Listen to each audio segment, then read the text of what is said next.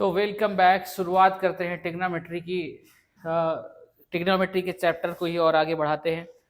ये trigonometric ratio हम लोग ने देख लिया था, परपेंडिकुलर अपॉन हाइपोटेनस। अब टाइम है इस पर क्वेश्चन करने का। एक और चीज आपको पता होगा, Pythagoras theorem, H square equal to perpendicular square plus base square. ये अगर इतना चीज पता है आपको, एक राइट एंगल ट्रायंगल में इतना चीज पता है आपको, तो आगे के क्वेश्चन बड़ी आसानी के साथ सॉल्व कर सकते हैं हम लोग। ठीक है, तो और आगे ही बढ़ते हैं। फिर एक क्वेश्चन लेते हैं, बोर्ड में आया हुआ question, if tan theta equal to 4/3। If question है, बोर्ड में आया हुआ 2020 में आया हुआ क्वेश्चन है। If tan theta equal to 4/3 find all ratios, trigonometric ratios,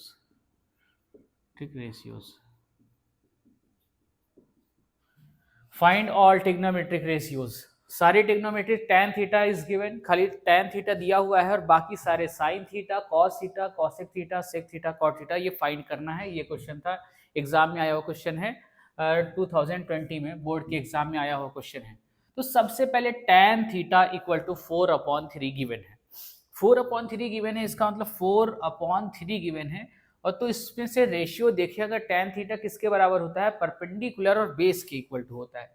तो सबसे पहले इस क्वेश्चन को सॉल्व करने का तरीका क्या है, सॉल्यूशन तरीका ये है कि सबसे पहले जो गिवन है क्वेश्चन में वो लिख लिया जाए, tan थीटा इक्वल टू 4/3। अब क्योंकि हमको पता है tan थीटा क्या होता है, परपेंडिकुलर अपॉन बेस, तो एक राइट एंगल ट्रायंगल ड्रॉ करेंगे। राइट एंगल ट्रायंगल ड्रॉ किया, यहाँ पर ये सब प्रोसेस का पार्ट है। राइट एंगल ट्रायंगल ड्रॉ किया, यहाँ पे थीटा एंगल बना, यहाँ पे 90 डिग्री हाई है। इसमें परपेंडिकुलर की लेंथ क्या है, परपेंडिकुलर है, इसमें परपेंडिकुलर है ये 4 और बेस कितना गिवन है 3। जितना रेशियो दिया है उसके हिसाब से परपेंडिकुलर और बेस की वैल्यू रख लिया। परपेंडिकुलर की वैल्यू ये, बेस की वैल्यू ये, tan थीटा। अब क्या करेंगे, अब हमको इस ट्रायंगल से साइन थीटा फाइंड करना है। साइन थीटा इक्वल टू होता क्या है, परपेंडिकुलर अपॉन हाइपोटेनस।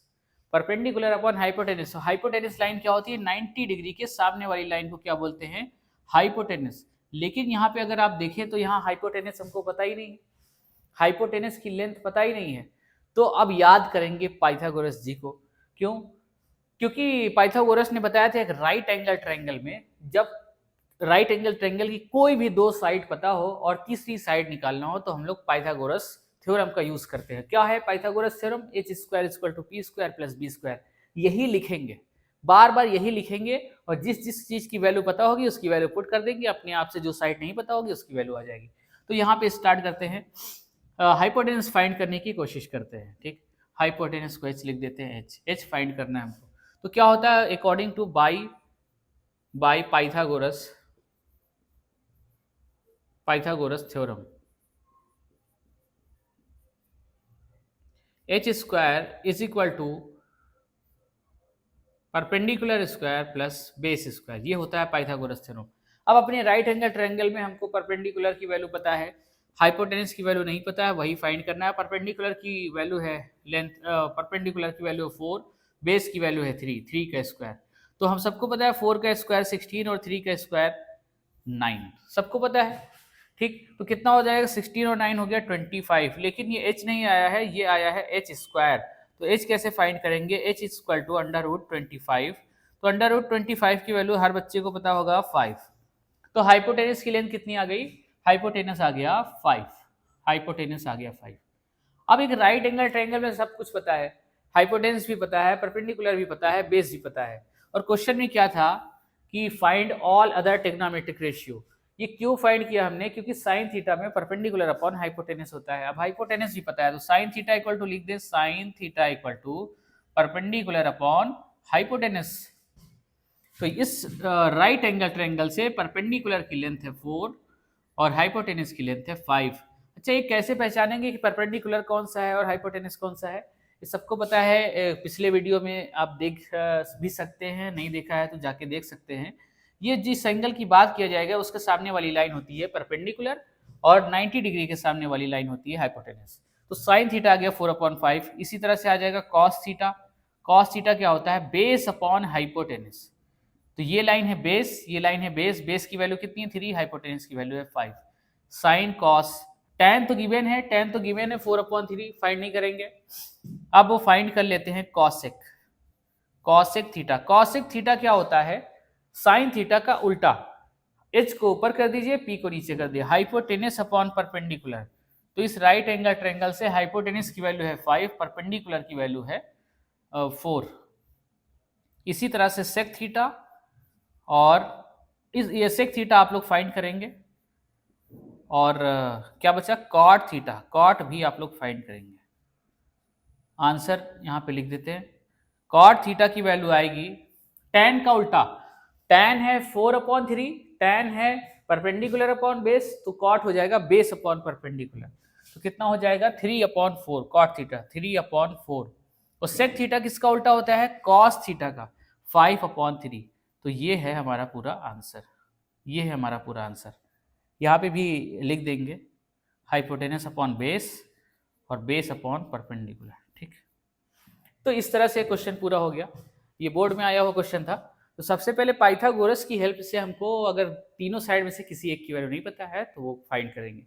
तो होप ये क्वेश्चन समझ में आया होगा। अब हम लोग नेक्स्ट क्वेश्चन करेंगे।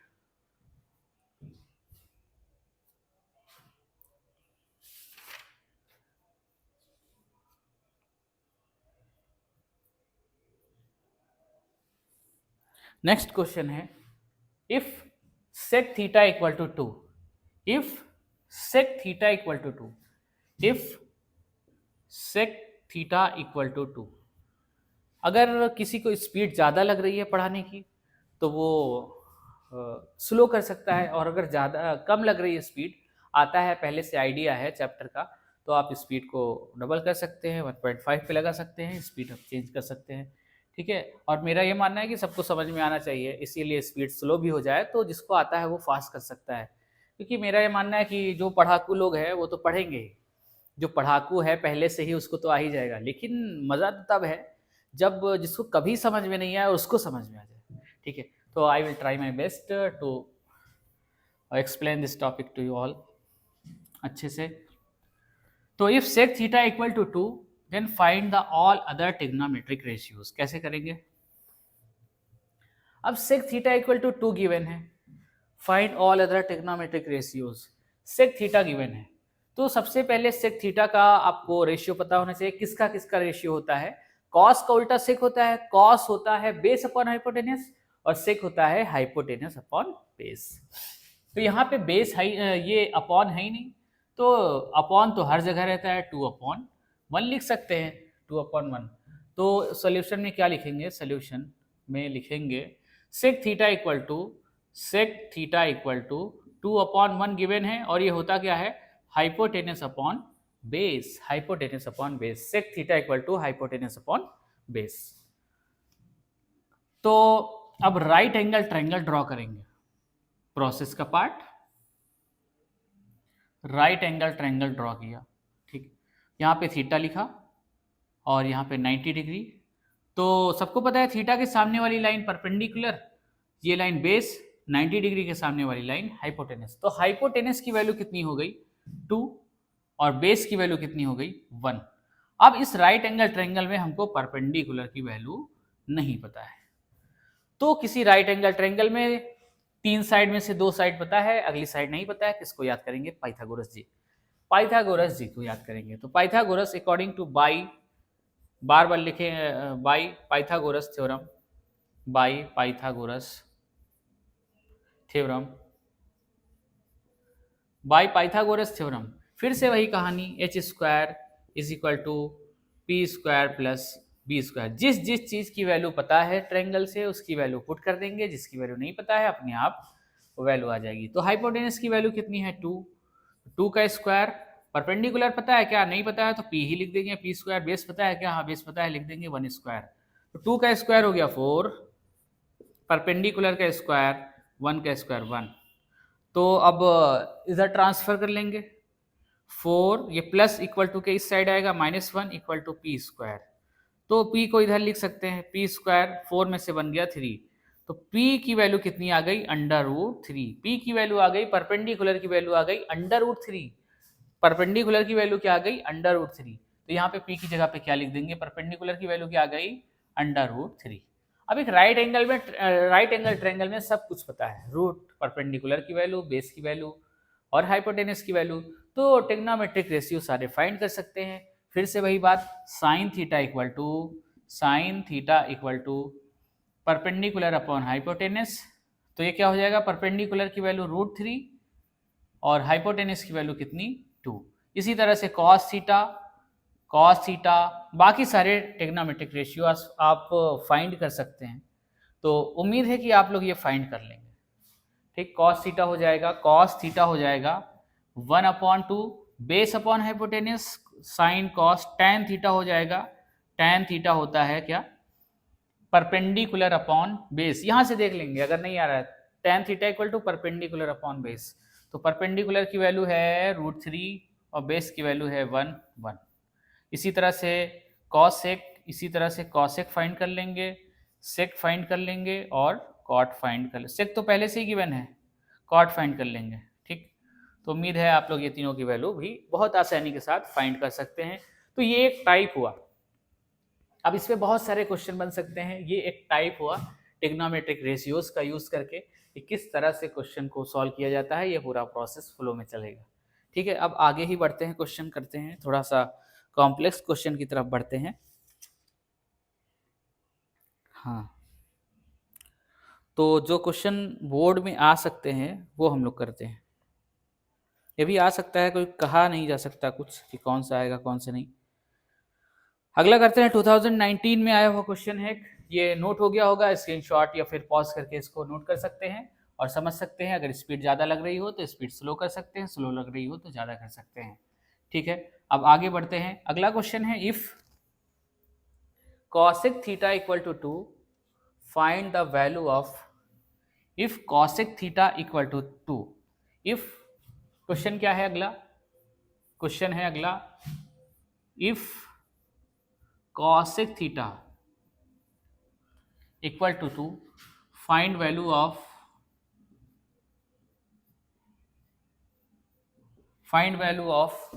1/tan theta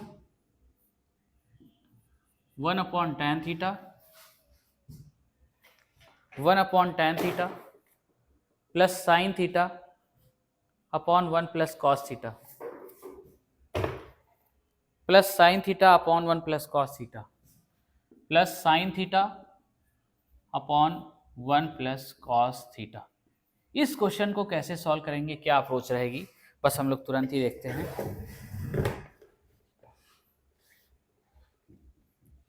हम लोग देखते हैं तुरंत सॉल्व करें कैसे इस क्वेश्चन को सॉल्व करेंगे। ठीक, कॉसेक थीटा की वैल्यू दिया हुआ है 2, बाकी इस चीज की वैल्यू तो आपको समझ में आ जाना चाहिए कि कॉसेक थीटा की वैल्यू दिया हुआ है और इस 2 के नीचे कुछ नहीं लगाया तो 1 लिखा, 1 लगाया। और कॉसेक थीटा इक्वल टू होता क्या है, हाइपोटेनस अपॉन परपेंडिकुलर, मतलब हाइपोटेनस और परपेंडिकुलर दे दिया है। तो फाइंड क्या करेंगे, बेस फाइंड करेंगे। अगर बेस पता चल जाए तो सारे ट्रिग्नोमेट्रिक रेशियो की वैल्यू पता चल जाएगी। जब मान लीजिए tan थीटा की वैल्यू पता चल गई, जैसे पिछले क्वेश्चन में दिया था ना, tan थीटा इक्वल टू 4/3, तो tan थीटा की वैल्यू कितनी हुई, 4/3। तो इसके अकॉर्डिंग हम लोग पहले तीनों साइड्स की वैल्यू निकालेंगे और tan थीटा की वैल्यू निकाल के tan थीटा की जगह पे पुट कर देंगे। इसी तरह से sin थीटा की वैल्यू निकाल के sin थीटा की जगह पे पुट कर देंगे। इसी तरह से cos थीटा की वैल्यू। ठीक, तो आगे एक राइट है, सबसे पहले क्या गिवन है सोल्यूशन में, क्या लिखेंगे, cosec theta equal to 2/1। cosec theta equal to होता क्या है, hypotenuse upon perpendicular, hypotenuse upon perpendicular. अब क्या करेंगे, हाइपोटेनस की वैल्यू 2 है, परपेंडिकुलर की वैल्यू 1 है। राइट एंगल ट्रायंगल ड्रॉ करेंगे, राइट साइड में राइट एंगल ट्रायंगल ड्रॉ करेंगे। कितना अच्छा है, राइट साइड में ही। तो हाइपोटेनस की वैल्यू कितनी है, 2, परपेंडिकुलर की वैल्यू कितनी, 1। क्या निकालना है, बेस निकालना है। थीटा यहाँ पे रखते हैं, समझ में आ रहा है क्या। ठीक, थीटा की वैल्यू यहाँ पे रख देंगे। अब बेस कैसे फाइंड करेंगे, वही Pythagoras uncle, Pythagoras ji hypotenuse square is equal to base square plus perpendicular square या परपेंडिकुलर, ये तो ऐड है, सब बच्चे बच्चे समझ जाए। तो हाइपोटेनिस की वैल्यू है 2, बेस की वैल्यू है, बेस की वैल्यू नहीं पता है, बेस की वैल्यू, परपेंडिकुलर की वैल्यू है 1, 1 का स्क्वायर 2 का स्क्वायर 4, बी का स्क्वायर 1 का square 1, 4 minus 1 equal to B square, B square is equal to 3, B equal to √3, √3, understood this? What's the value of b? What the value of b is equal to √3. What a nice value, √3. So you have to find the value of, तो भाइयों बहनों आपको tan theta की value पता करना है, sin theta की value पता करना है। अब ये दूसरा चैनल लग गया था, इंग्लिश वाला चैनल लग गया था। साइन थीटा की वैल्यू पता करना है, कॉस थीटा की वैल्यू, सबकी वैल्यू नहीं पता करना है, क्वेश्चन में लिखा ही नहीं है find the all trigonometric ratios. जिसकी जिसकी वैल्यू पता करना है उसकी पता करेंगे, सबकी क्यों पता करना फर्जी वैल्यू। तो पूछा है उसकी वैल्यू पता करेंगे, उसकी जगह पे पुट कर देंगे, तो कितना आसान। tan थीटा की वैल्यू चलो बताओ सबसे पहले, tan थीटा, ये इधर अलग है, कॉपी में ऐसे बनाना नहीं है, अब मेरे पास जगह नहीं, पेज नहीं है, बोर्ड ऐसे पलटा जाए, ठीक। तो tan साइन थीटा सबसे पहले लिख लेते हैं, sine theta, sine theta equal to क्या होता है, परपेंडिकुलर अपॉन हाइपोटेनस। तो इस राइट एंगल ट्रायंगल में परपेंडिकुलर की वैल्यू कितनी है 1, हाइपोटेनस की वैल्यू कितनी 2, और सबको पता है कॉसेक थीटा का उल्टा होता है साइन थीटा, इसलिए इसका परपेंडिकुलर ऊपर चला गया, हाइपोटेनस नीचे चला गया, देख लो। और कॉस थीटा इक्वल टू क्या होता है, बेस अपॉन हाइपोटेनियस। तो बेस की वैल्यू है √3 और हाइपोटेनस की वैल्यू है 2, और किसकी वैल्यू पता करना है, tan थीटा। tan थीटा क्या होता है, base upon, no I am sorry, perpendicular upon base, perpendicular upon base. तो परपेंडिकुलर की वैल्यू है 1, बेस की वैल्यू √3। तो अपने क्वेश्चन में जिस जिस चीज की वैल्यू अभी इन सब की वैल्यू पुट करेंगे। तो tan की वैल्यू अपने पास है, साइन की वैल्यू अपने पास है, कॉस की वैल्यू अपने पास है, ठीक। अब क्या करेंगे, अब जो भी करेंगे यहाँ पे देखेंगे, ठीक। अब क्या करेंगे, इस सब में इन सब की वैल्यू पुट करेंगे।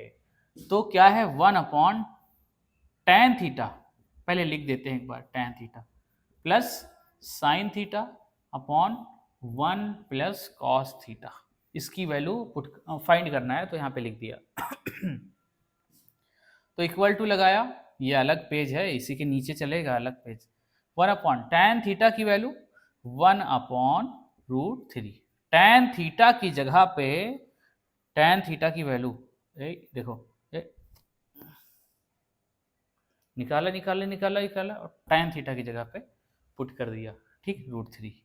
अब sign theta, sine theta, sine theta कहाँ है, साइन थीटा, साइन थीटा आ जाए, साइन थीटा, साइन थीटा की वैल्यू निकाला और साइन थीटा की जगह पे पुट कर दिया 1 upon 2, 1 plus cos theta, cos theta की वैल्यू, कॉस थीटा की वैल्यू √3 अपॉन 2, √3 अपॉन 2, ठीक। यहाँ तक बात समझ में आ गई होगी, समझदार लोग हैं सब। अब क्या करना है, अब क्लास 3rd क्लास 4th की मैथ लगाना है, ठीक। कैसे सॉल्व करेंगे इसको, इसके नीचे 1 मान लेते हैं, तो ऊपर वाले नंबर को वैसे का वैसे नोट कर लेते हैं जैसा है 1 अपॉन 1, जब डबल टिबल अपॉन हो √3 ऊपर चला जाएगा और ये 1 नीचे चला आता है, ये जब 2 अपॉन लगे हो तो ऐसा होता है, प्लस 1 अपॉन 2 अपॉन, यहाँ पे क्या करेंगे 1 के नीचे डिनोमिनेटर जो है 1 है, तो डिनोमिनेटर सेम नहीं है, तो क्या करते हैं डिनोमिनेटर सेम करने के लिए क्रॉस मल्टीप्लाई, 2 1 जा 2, √3 को इस नीचे वाले 1 से मल्टीप्लाई करेंगे, √3 आएगा, और डिनोमिनेटर को ये आया। आगे बढ़ते हैं, √3 को अब क्योंकि जब मल्टीप्लाई लगा होता है तो ऊपर वाली वैल्यू को ऊपर वाले से, नीचे वाले वैल्यू को नीचे वाले से मल्टीप्लाई करते हैं। तो √3 को 1 से मल्टीप्लाई किया, √3 आ गया, 1 को 1 से मल्टीप्लाई किया, 1 आ गया।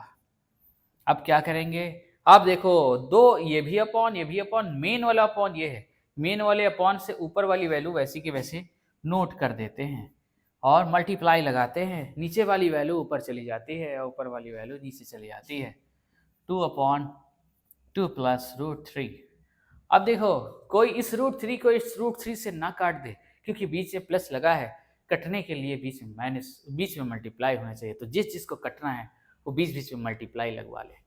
तो ये 2 और ये 2 कैंसिल हो गया। क्यों कैंसिल हो गया? क्योंकि बीच में क्या लगा है? मल्टीप्लाई लगा है। और ये √3, ये √3 नहीं कटेगा। अब क्या हो गया? √3/1 प्लस, अब ऊपर क्या बचा? 1 को 1 से मल्टीप्लाई किए 1 आ गया। इस 2 प्लस √3 को 1 से मल्टीप्लाई किया 2√3 प्लस ये आ गया। अब क्या करेंगे? अब क्या करेंगे? बीच में प्लस लगा है इसलिए डिनोमिनेटर को सेम करना पड़ेगा। डिनोमिनेटर को सेम करने के लिए क्या करते हैं? क्रॉस मल्टीप्लाई कर देंगे। तो इस √3 को इधर वाले डिनोमिनेटर से मल्टीप्लाई करेंगे तो क्या आएगा?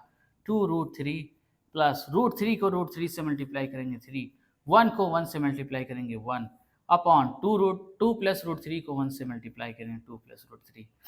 यूपी बोर्ड वालों ने क्लास 9th में एक चैप्टर पढ़ा होगा, रेशनलाइजेशन का चैप्टर। रेशनलाइजेशन का चैप्टर क्या बताता है कि डिनोमिनेटर में रूट नहीं हो सकता।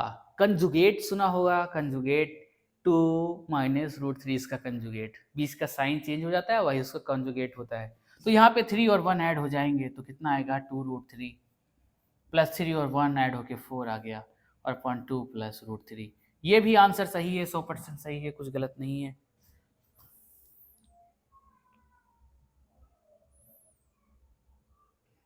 ठीक, ये भी आंसर सही है। अब क्या करेंगे? अब भी ये भी आंसर सही है, लेकिन अगर कोई कंजुगेट करना चाहे तो इसका कंजुगेट भी हो सकता है। ठीक, या फिर यहाँ तक का आंसर सही है, ये भी आंसर सही है, लेकिन कंजुगेट मतलब इसको रेशनलाइज कर रहे हैं, डिनोमिनेटर में रूट नहीं छोड़ते हैं।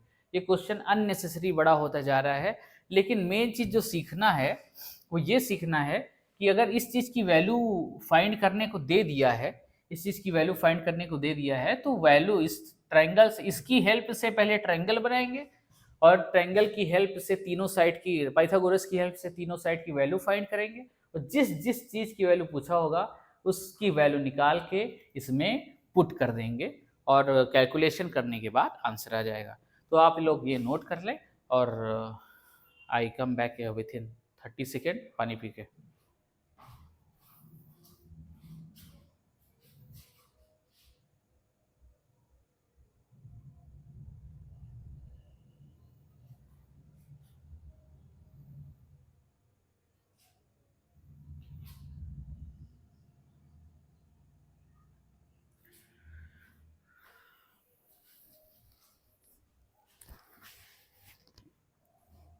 हाँ, तो अब आगे बढ़ते हैं, आगे बढ़ते हैं।